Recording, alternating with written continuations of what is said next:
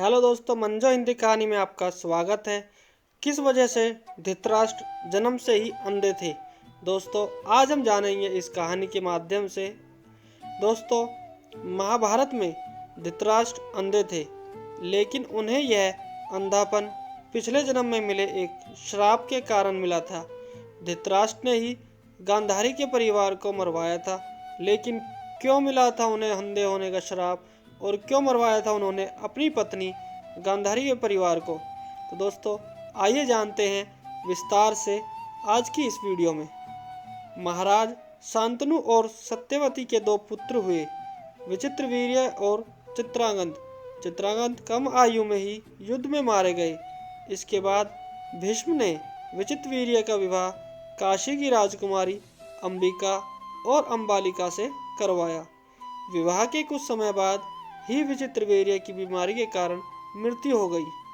अंबिका और अंबालिका संतानहीन ही थी, तो सत्यवती के सामने यह संकट उत्पन्न हो गया कि कौरव वंश आगे कैसे बढ़ेगा। वंश को आगे बढ़ाने के लिए सत्यवती ने महर्षि वेदव्यास से उपाय पूछा।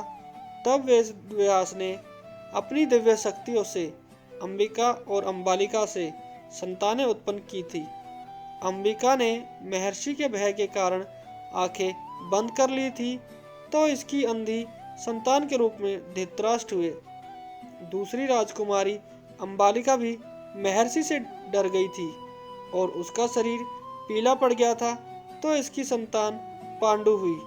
पांडु जन्म से ही कमजोर थे। दोनों राजकुमारियों के बाद एक दासी पर भी महर्षि वेदव्यास ने शक्तिपात किया था।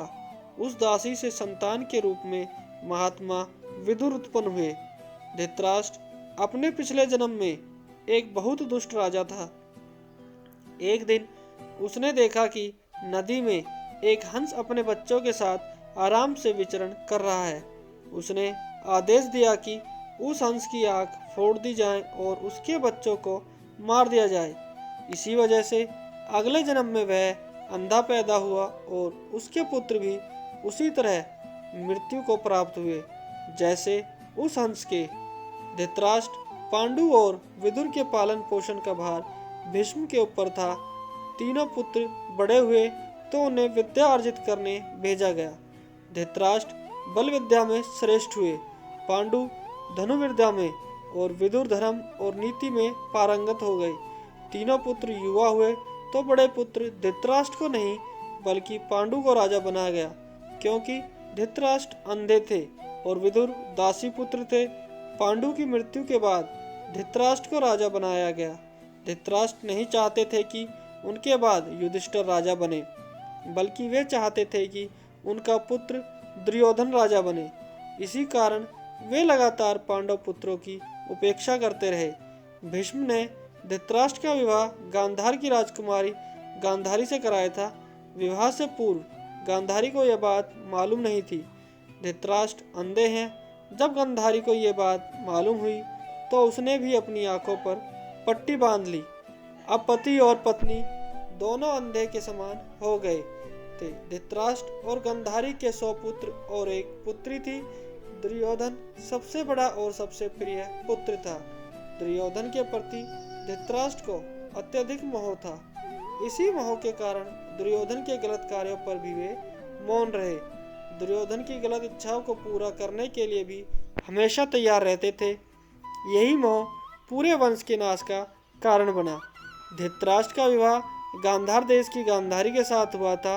गांधारी की कुंडली में दोष होने की वजह से एक साधु के कहे अनुसार उसका विवाह पहले एक बकरे के साथ किया गया था, बाद में उस बकरे की बलि दे दी गई थी। यह बात गांधारी के विवाह के समय छुपाई गई थी।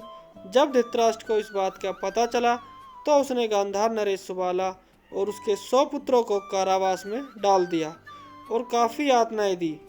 एक एक करके सुबाला के सभी पुत्र मरने लगे। उन्हें खाने के लिए सिर्फ मुट्ठी भर चावल दिए जाते थे। सुबाला ने अपने सबसे छोटे बेटे शकुनी को प्रतिशोध के लिए तैयार किया। सब लोग अपने हिस्से के चावल शकुनी को देते थे ताकि वह जीवित रहकर कौरवों का नाश कर सके। मृत्यु से पहले सुबाला ने धृतराष्ट्र से शकुनी को छोड़ने की विनती की, जो धृतराष्ट्र ने मान ली। सुबाला ने शकुनी को अपनी रीढ़ की हड्डी के पासे बनाने के लिए कहा। वही पासे कौरव वंश के नाश का कारण बने। शकुनी ने हस्तिनापुर में सबका विश्वास जीता और 100 कौरवों का अभिभावक बना। उसने न केवल दुर्योधन को युधिष्ठिर के खिलाफ भड़काया, बल्कि महाभारत के युद्ध का आधार भी बनाया। युद्ध के बाद धृतराष्ट्र और गांधारी पांडवों के साथ एक ही महल में रहने लगे थे। भीम अक्सर धृतराष्ट्र से ऐसी बातें करते थे जो कि उन्हें पसंद नहीं थी। भीम के ऐसे व्यवहार से धृतराष्ट्र बहुत दुखी रहने लगे थे। वे धीरे धीरे 2 दिन या 4 दिन में एक बार भोजन करने लगे। इस प्रकार 15 वर्ष निकल गए। फिर एक दिन धृतराष्ट्र के मन में वैराग्य का भाव जाग गया और वे गांधारी के साथ वन में चले गए। तो दोस्तों, यह था धृतराष्ट्र के अंधे होने का कारण उसके पिछले जन्म के उसके कर्म थे, जिस वजह से वो अंधे पैदा हुए। तो दोस्तों, आपको ये कहानी पसंद आई तो वीडियो को लाइक करना और चैनल को सब्सक्राइब करना ना भूलना।